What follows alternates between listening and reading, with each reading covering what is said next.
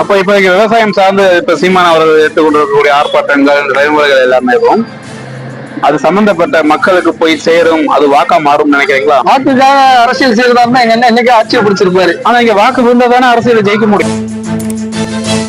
சொன்ன மாதிரி உனக்கு யாரு உத்தரவு போட்டது? கம்ப்ளைண்ட் கொடுத்த இந்த விஷயத்துக்கு காரணமான அந்த லேடி நீங்க அரெஸ்ட் பண்ணல. தாவேகா அப்படிங்கிறது தமிழ்நாடு இன்னொரு மாற்று சக்தியின் இளைஞர்கள் நம்பலாமா? இல்ல, நம்ப முடியாது. தமிழக வெற்றி கழகம், தமிழக வெற்றி கழகம் கீழே உள்ள பிறப்புக்கும் எல்லா உயிருக்கும். அது எங்க இருந்து எடுத்துருக்காங்க? எல்லா உயிருக்குங்கிறது நாம் தமிழுக்கு சொந்தமானது கிடையாது. சொன்ன மாதிரி உனக்கு யாரு உத்தரவு போட்டது?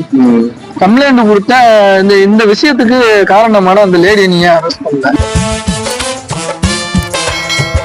எல்லா உயிருக்குங்கிறது நாம் தமிழுக்கு சொந்தமானது கிடையாது. நீங்க இந்த இடத்துல அண்ணனுக்கு நான் ஒண்ணு பதிவு பண்ண நினைக்கிறேன். நானும் சிறு வயதுல இருந்து விஜய் ரசிகர் தான். ரசிகரா இருக்கிற ஒரே காரணத்துக்காக அவரை தலைவரை ஏத்துக்க முடியாது.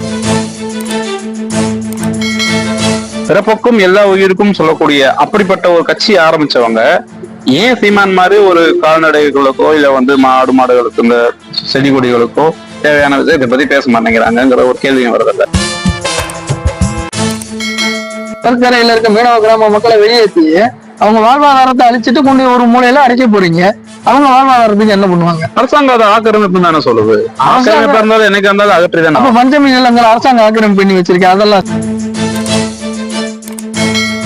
மாடு வளர்க்கல ரொம்ப இழிவா பேசக்கூடிய நிகழ்வுலாம் பார்க்க முடியாது.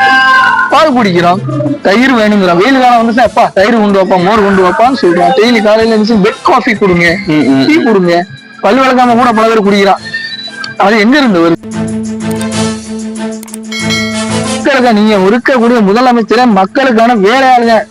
நீ சம்பளம் வாங்காம உன்னோட சொந்த பணத்தை போட்டு நீ செஞ்சனா அதுக்கு பேர் செய்வோம். மக்கள் வரி பணத்துல சம்பளம் வாங்கினா மக்களோட வேலைக்காரன் தான். நீ அதிகாரி கிடையாது, அலுவலர் மட்டும்.